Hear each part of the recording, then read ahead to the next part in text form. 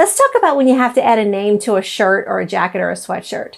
So industry standard is 0.5 tall. So anytime you add a name to a lab jacket or a scrub or a shirt or a jacket, it should be 0.5 tall. But believe me, this is custom. We do everything custom. People can have whatever they want. I just want you to know what the industry standard is. It's 0.5. I've been known to go to 0.55 if it's a very huge item. Like if it's a very big Carhartt jacket or a very big sweatshirt, I will sometimes go to 0.55. But that's usually all I like to do, unless the customer wants it to be an inch, which is perfectly fine.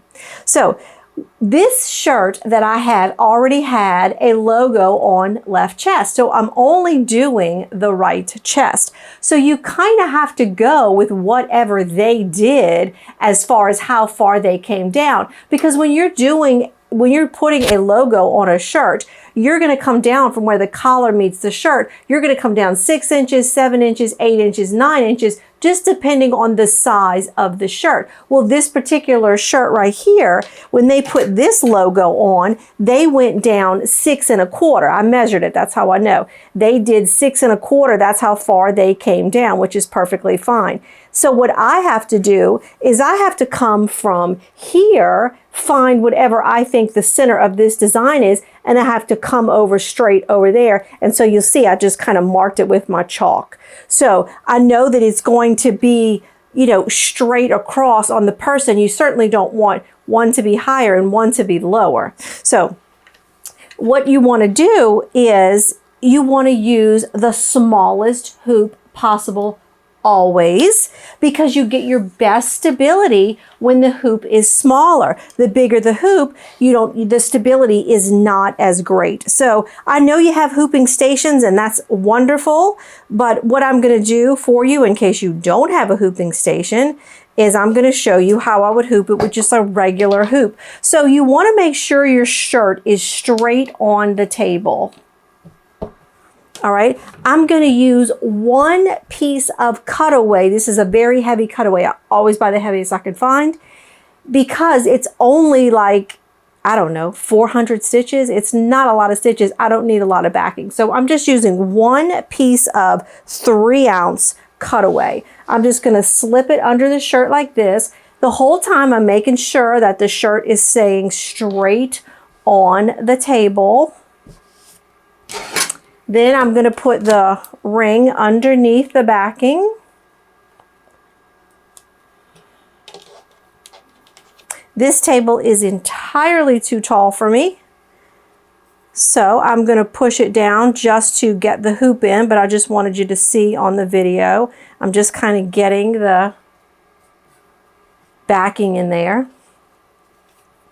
All right, and so now I want to get that chalk mark about center of the hoop so that I can work with it. All right, now I'm going to push this table down just so that I can pop it in, making sure that my shirt is straight on the table, and I'll just pop it in like that. All right. So when you are working on whatever table you're working on, make sure that you pull the shirt to here. If you're not working on a hooping station, pull your shirt to here so that you can push down here. You don't want to be reaching way up here to try to push down on your hoop. So make it so that your table is that you can push your hands down and it's on the edge of the table so that you're not having to reach, you know, way over there. All right, so I have it hooped. It's ready to go. Let's put it on the machine. I'm using a 7511 ballpoint needle. This is a dry fit shirt. I'm using the cutaway. You want to make sure that when you're working with dry fit, maybe you could just take a moment and just kind of run your finger along the side of the needle just to make sure there's not a burr or a knot on that needle, because that could ruin your shirt. So just take a moment and kind of feel around the needle that you're going to be using and make sure you don't feel any roughness before you run that dry fit. Make sure that your laser is right where you have marked it and then you know that you'll be exactly where you wanted it to be when you measured it over here, as far as coming over here and then coming down a certain amount. Always going to trace it using the rectangle and the star. And we're ready to go.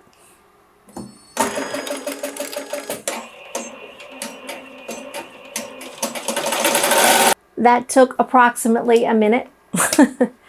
I would charge $15 for this particular monogram. And if it's a company that you constantly do this, go ahead and make them a folder, so that what you can do in the future is you can just go in and change the name. People come to you because they want to be uniform. So make sure that you save things like this, so when the next employee comes in and needs their shirt done, you know exactly what you did, size and font and all that. So there you go. There's the shirt all finished. So I hope that helps you putting a name on right chest.